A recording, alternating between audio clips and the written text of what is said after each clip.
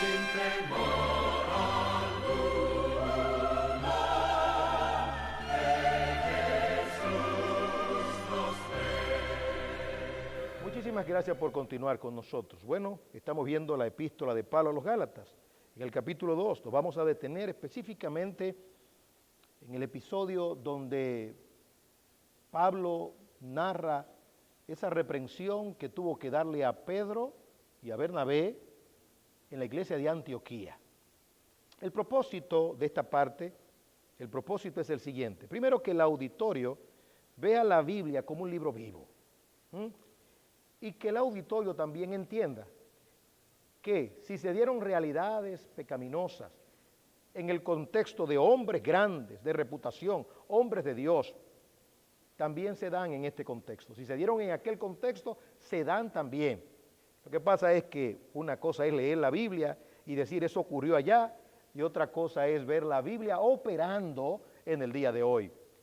Por eso debemos de estar despiertos en el sentido espiritual. Pero como usted tiene su Biblia, por favor vaya conmigo al capítulo 2 de la epístola de Pablo a los Gálatas, comenzando desde el versículo 11. Estaremos leyendo en la versión de las Américas. Dice: pero cuando Pedro vino a Antioquía, me opuse a él cara a cara, porque era de condenar. Bueno, ya usted sabe, en el programa pasado hablamos de esto, cara a cara, face to face, tete a tete, como se dice también, le reprendió. Para hacer esto, Pablo debió ser valiente, porque se estaba dirigiendo a una persona que desde el punto de vista humano tenía más méritos que él. Había andado con el Señor, amigo íntimo del Señor. Estaba hablando del Jesús humanado, el que se hizo carne. Pablo llegó a decir: si a Cristo lo conocimos según la carne, ahora ya no lo conocemos así, refiriéndose al Cristo glorificado. Pero es difícil que la gente pudiera entender que el enfoque tenía que ser al Cristo glorificado, porque a la gente pues les gusta la historia y la narrativa y saber de la experiencia del Señor cuando multiplicó los panes y los peces. Pedro estaba ahí, Pablo no. Cuando multiplicó o aumentó el vino, hizo que el agua se convirtiera en vino. Pedro estaba allí, Pablo no estaba allí. Cuando sanó al ciego, cuando resucitó a Lázaro, Pedro estaba allí. En la embarcación, Pedro estaba allí, Pablo no estaba allí. Es decir, que Pedro fue aquel discípulo cercano, aquel apóstol, quien dijo: oh Señor, tú eres el Cristo, el Hijo del Dios viviente. Y el Señor le dijo: oh Pedro, esto no te lo ha revelado ni carne ni sangre, sino mi Padre que está en los cielos. Bueno, pues a ese, que tenía gran reputación, Pablo lo reprendió porque era de condenar. Pero no solamente esto, versículo 12, porque antes de venir algunos de parte de Jacobo, él, es decir Pedro, comía con los gentiles, pero cuando vinieron empezó a retraerse, es decir, eso habla de que era pusilánime, y apartarse, porque temía, le está llamando cobarde. Y esta carta se leyó públicamente. En público se dijo que Pedro era un simulador, un dual, y ahora le dice cobarde también. Y añade algo: por temor. Dice: pero cuando vinieron empezó a retraerse y a apartarse porque temía a los de la circuncisión. Y el resto de los judíos se le unió en su hipocresía. Ahora le llama contaminador. Contaminó todo el rebaño con una conducta nociva, perniciosa. Pero señala algo más. Dice: de tal manera, es decir, su influencia pecaminosa fue tan grande que aún Bernabé fue arrastrado por la hipocresía de ellos. Bueno, este es el caso. Ahora, debemos de buscar una explicación de qué pasó, por qué Pedro, ¿verdad?, cambió, por qué Santiago también se comportó como se comportó y por qué Bernabé se dejó influenciar. Bueno, lo que vamos a decir ahora es una suposición, es algo hipotético, pero bien fundamentado. ¿Se puede hacer eso? Claro que sí que se puede, siempre y cuando utilicemos el recurso de la palabra de Dios. En primer lugar, el contexto geográfico, Antioquía. Antioquía, grábese ese nombre, Antioquía. La iglesia de Antioquía, cuando usted pues lea el libro de los Hechos, deténgase en la iglesia de Antioquía. ¿Cómo se inició? Lucas, el médico e historiador, señala que esa iglesia se fundó por medio de evangelistas itinerantes. En otras palabras, fruto de la persecución cuando Esteban Algunos salieron a predicar, no a predicarnos, salieron porque eran perseguidos y se detenían en ciertos lugares y allí predicaban. Entonces, dos evangelistas, uno comenzó a predicar, Felipe, y lo que pasó allí fue tan glorioso, tan grande, tantas conversiones de gentiles que dijeron, yo no puedo con esto. Y se lo informaron a los que estaban en la sede central, en otras palabras, en Jerusalén. Cuando se lo dijeron a los apóstoles que estaban en Jerusalén, que probablemente en ese momento estaban atrincherados, porque por causa de Esteban hubo persecución, entonces no tenían a otro mejor que mandar, sino a Bernabé. Cuando Bernabé llega y ve lo que hay allí, ve la gloria de Dios, el informe que da es el siguiente. Allí estaba la gloria de Dios y señaló Lucas específicamente, porque era varón bueno. Ahora, pregúntese usted, ¿por qué ese calificativo? ¿Acaso tiene sentido ponerle ahí a un supervisor, a un gestador, a uno que iba a consolidar la obra, a uno que iba a consolidar la obra allí? ¿Por qué ese calificativo? Bueno, porque él no fue a imponer. Si hubiese ido Pedro, probablemente Pedro hubiese ido con ciertas estipulaciones judaicas. ¿Recuerda usted en el capítulo 10 la experiencia de Pedro con Cornelio? ¿Recuerda usted cómo Pedro le habló? Hasta lo insultó. Pedro le dijo, tú eres gentil, yo soy judío, a mí no se me permite entrar en tu casa. Yo estoy aquí porque Dios me dijo que entrara. El mismo Dios, Jesús, me dijo, Pedro, mata y come, porque yo no quería comer, porque eso era inmundo. Es decir, tú eres un inmundo. Yo estoy aquí porque Dios me dijo que esté aquí, porque Dios te santificó. Y el gran Cornelio, porque tenía tanta hambre de Dios, dice, está bien Pedro, habla todo lo que tú quieras, que yo nada más quiero una sola cosa, la salvación. Y cuando Pedro comenzó a hablar, el Espíritu de Dios descendió con poder y comenzaron a hablar en nuevas lenguas. Y cuando Pedro ve esto, dice, como nosotros al principio. En otras palabras, Pedro no terminó el discurso, porque el Espíritu Santo descendió con poder en aquel contexto. Es decir, que este comandante que tenía un hambre de Dios y una humildad, era un pobre de espíritu, reunió a su familia, reunió a sus vecinos y la gloria de Dios cayó en aquel lugar. Pero si hubiese ido a Antioquía, probablemente hubiese querido organizar todo. Pero cuando Bernabé llega al lugar, dice, yo no puedo estar solo aquí. ¿Y qué hace? Va y busca a Pablo. Dice la Biblia que lo buscó diligentemente. La idea del texto, según los expertos en griego, es que fue casa por casa. La idea es minuciosamente a ver si lo encontraba. Es decir, Bernabé sabía que no podía llevar a cabo esa tarea de consolidar esa obra sin un hombre con una mentalidad abierta a la luz del Evangelio que Pablo. Bueno, esa iglesia prosperó tanto, porque Pablo la discipuló, prosperó tanto que el Espíritu Santo descendió en un momento determinado y dijo, apartadme a Pablo y a Bernabé para la obra del ministerio. Según el doctor Caballosa, Edis Carballosa, dice, los dos hombres más importantes de Antioquía eran Pablo y Bernabé. Y el Espíritu de Dios dijo, separadme a Pablo y a Bernabé para la obra del ministerio.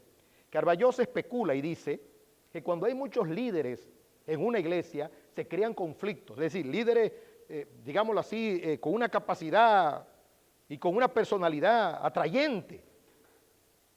Por eso el Espíritu de Dios, dice Carballosa, especulando, repito, saca a estos hombres para el campo misionero. Bueno, el punto es que era una iglesia bendecida y próspera.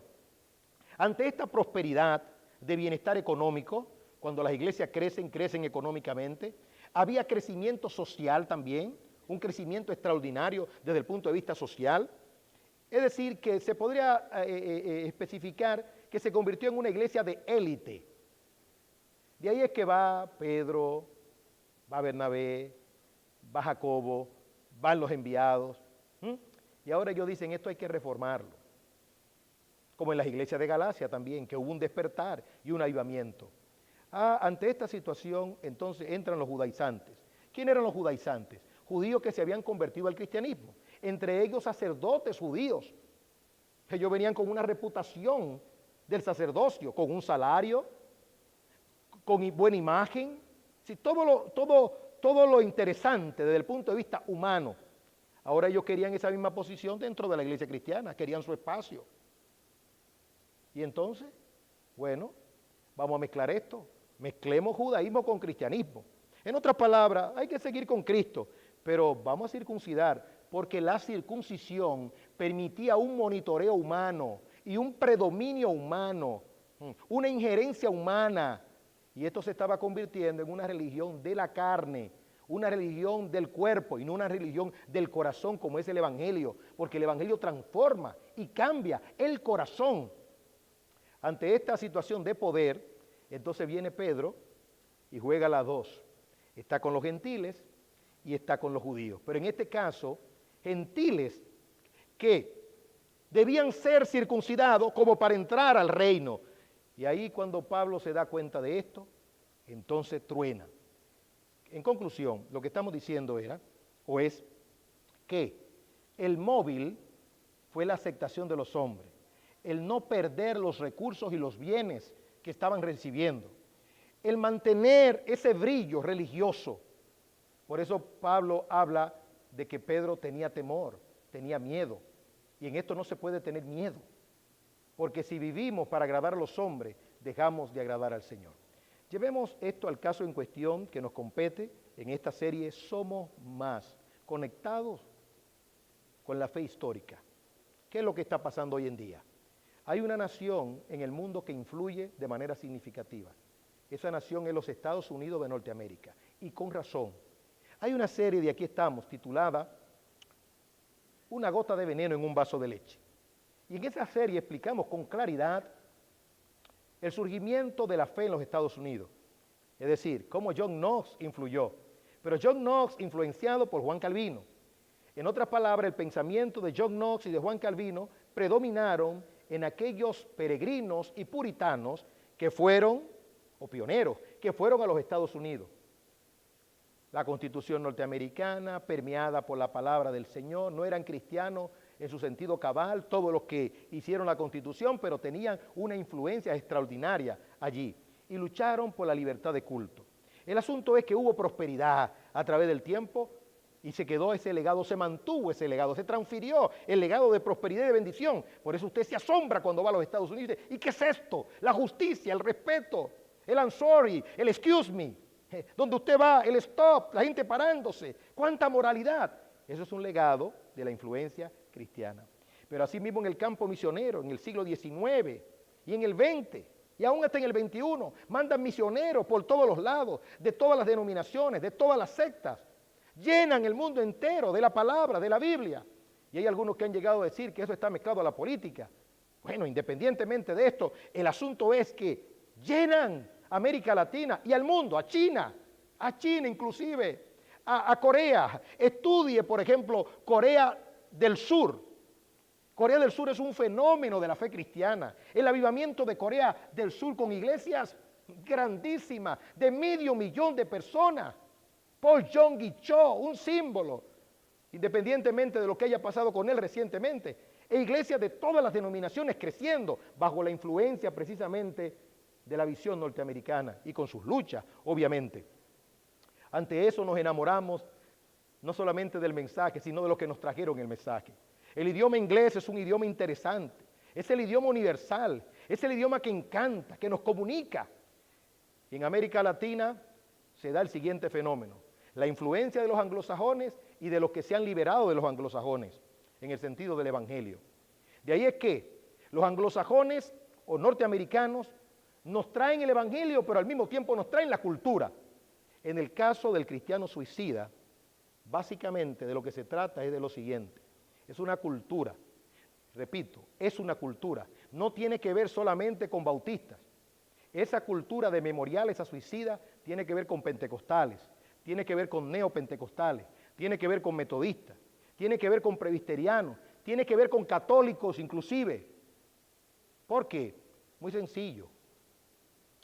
Allí la figura de la discriminación, la figura jurídica, tiene un poder muy grande. El asunto de discriminar a los negros es un delito. El asunto de discriminar a la mujer es un delito. El asunto de discriminar a los homosexuales es un delito. Usted oyó de esa pareja cristiana que fue demandada desde el punto de vista civil a pagar una condena porque, bueno, dueño de una repostería. ¿Y qué pasó? Cuando se dieron cuenta que era homosexual y que había poner íconos homosexuales, dijeron no. Penalizaron esa pareja por mantenerse firme en su fe, por un asunto de discriminación. Ahora llévelo al contexto de la iglesia y del suicidio. ¿Sabe cuántas personas se suicidan en los Estados Unidos de Norteamérica? Más de 35,000 personas al año. Alguien me dijo y me corrigió, no, 35,000, no, 40,000. Bueno, 35 a 40. Podría ser mucho más, porque en lo que tiene que ver con el suicidio hay tabúes. Ya lo dijo la experta de España en su documental. Dijo, el suicidio es un tema tabú. Y mientras menos se habla, más se propaga. Y esta psiquiatra recomienda precisamente que se hable del tema para evitarlo. Presenta a ella un dato interesante. La primera causa de muerte violenta eran accidentes. Y se hizo una campaña poderosa, disminuyó. Dice, ¿y por qué no se hace una campaña a favor de la vida y en contra del suicidio? Dice, porque hay tabúes. Van a seguir los suicidios hasta que no se le dé seriedad al tema. Bueno, el punto es que 40,000 suicidios al año. Y se cree, y algunos ponen en duda, yo no sé por qué ponen en duda eso, que la mitad de esos suicidios es en religiosos o en iglesias evangélicas o en iglesias de todo tipo, para ampliar un poco más. Y algunos defendiendo la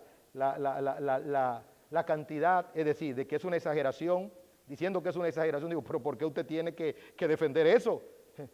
Lo que tiene que estar avisado para que no ocurran en las iglesias. Y para que no se dé el caso en ningún verdadero cristiano, que no se va a dar en ningún verdadero cristiano. Eso se da en personas que no han nacido de nuevo, que no tienen esperanza, que no han sido regeneradas, que no han sido santificadas y que no han sido llamadas eficazmente por Dios. Pero defienden eso, de que la estadística. Ahora, quisiéramos mencionar una cantidad. El hijo de Warren, uno, de un pastor. El hijo del asesor, pastor también, del presidente Barack Obama, allá en la Florida, que era pastor también. El pastor negro que se suicidó. El llamado pastor que fue encontrado en la lista de una página pornográfica. El hijo de Warren. Ken Nelly, de la iglesia de John MacArthur. Los 3 suicidios en la iglesia de John Piper. ¿Quiere que sigamos? Esas son gente que nosotros conocemos. Estamos hablando de una población de más de 250 millones de personas, casi 300 millones de personas. Esas son la gente que nosotros conocemos y que escuchamos, y la cantidad de personas. Ahora, el punto aquí son los memoriales. Imagínese usted, por ejemplo, que un miembro de una iglesia, imaginemos el caso de Piper, que es interesante analizarlo. A Piper se le mata a un amigo, un miembro de su iglesia, y Piper dice, yo no puedo pensar que ese no sea cristiano. Ahora, imagínense la familia que se le acerca a Piper y le dice, Piper, ¿y qué vamos a hacer con el familiar? ¿Le vamos a hacer un memorial? Sí, porque está en el cielo.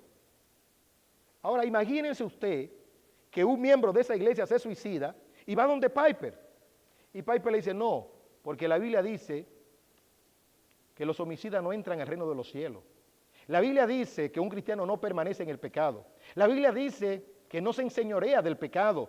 El pecado no se enseñorea de un creyente. Por tal razón, lo que debemos de hacer es guardar silencio y llorar nuestro dolor, tragar nuestro dolor, como pasó con Aarón cuando Dios cortó a sus 2 hijos. Porque a nadie le quepe la menor duda que el suicidio no es una bendición de Dios. A nadie le quede la menor duda que el suicidio no es una bendición de Dios. ¿Qué usted cree que puede pasar con Piper, por ejemplo? Si dice que no, bueno, esa familia puede ir a la corte y demandar a Piper por discriminación. En otras palabras, Piper se vería en una situación de aprieto. En el caso de John MacArthur y específicamente la demanda que le hicieron, el consuelo que tuvo John MacArthur fue hacerle un memorial y enterrarlo en el cementerio de Gray Community Church. Luego, en el debate que hubo, la familia perdió.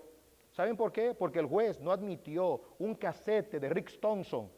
En ese casete, Rick Thompson decía que una de las formas de Dios llevarse a uno de sus hijos al cielo era a través del suicidio. A sus hijos indisciplinados. Añado, hijos indisciplinados. ¿Y sabe quién estaba recibiendo esas enseñanzas? Ken Nelly. Ken Nelly. En otras palabras, lo que estamos diciendo con claridad meridiana es que el consuelo de John Piper fue decir que Nelly está en el cielo. Por eso en ese evento, cuando él dice, ¿un cristiano se deprime? Yes, pero con una frialdad. ¿Cae en desesperanza? Yes, señores, suicidio que estamos hablando. No estamos hablando de pajite coco. Y termina en desesperanza y eso termina en suicidio. Pero la sangre de Cristo, óigame, eso es grande. ¿Y dónde están los paladines del reino? ¿Dónde están los Gedeones de Dios? ¿Dónde están los Josué de Dios, los Pablos de Dios? Están escondidos ante una herejía tan perversa como esta.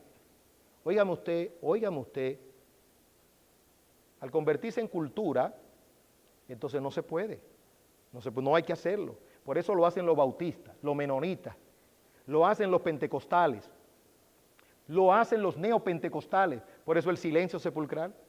Hay un silencio. ¿Por qué hay ese silencio? Es un silencio cómplice, nada más. Entonces, el origen de esto, bien podríamos decir que es el miedo a la discriminación y a la demanda. Lo perverso de eso es adecuar una doctrina a la casuística o a la cultura. En otras palabras, llevo mi doctrina de la salvación y cojo a Calvino, pero le falta una pieza a ese engranaje teológico. Y digo que un suicida va al cielo. ¿Por qué? Porque todos los pecados han sido perdonados. Pero se le olvidó que en el engranaje de Dios hay una doctrina que se llama el arrepentimiento, y el arrepentimiento renovado, que lo trató Spurgeon, lo trató Charles Hope, lo trató John Bunyan, lo trató también Martin Lloyd Jones, y lo trataron los puritanos a través de la Confesión de Fe de Westminster y la Confesión de Fe de Londres. Y como alguien diría, el sentido común nos dicta que lo que usted no prohíbe y no condena, usted lo aprueba, lo promueve y lo permite. En tal razón, ya sabemos el porqué de la simulación de tantos pastores. Además, la bonanza que viene de los Estados Unidos es en dólares. Hay una opulencia ahora mismo que le está haciendo un daño al pueblo de Dios. No es avivamiento lo que hay, es engordamiento. No hay sal, lo que hay es azúcar, lo que hay es buena música, lo que hay es buenos equipos de sonido, buenas luces, buenas cámaras, buenos maquillajes. Pero el Espíritu Santo de Dios, y cavó. La gloria de Dios se fue. Para que vuelva la gloria de Dios, tiene que volver la santidad de Dios. Y la santidad de Dios cuando viene, viene fuerte, porque viene en juicio. Y yo sé que estoy en televisión, y una cosa es hablar en radio y otra en televisión, porque la televisión dimensiona el rostro. Y la televisión y el televidente no están preparados para ver un predicador indignado, para ver a Jesús cuando tomó el látigo y sacó los mercaderes del templo. No, la televisión está diseñada para entretener. Es un medio de colores, de diversión. Un predicador ahora hablando, truenando, cámbialo, cambia de canal, búscame algo que hable de paz y de música. Es así que está la televisión, pero tú que estás ahí todavía, es porque tú amas la verdad y porque tú quieres encontrar la luz. Te hemos dicho la realidad y la verdad de esta doctrina. Ahora dejamos que Dios te dé luz, y con esa luz que Dios te dé, entonces tú puedas tomar la mejor decisión. Nos vamos a una pausa y retornamos para continuar hablando de cosas edificantes.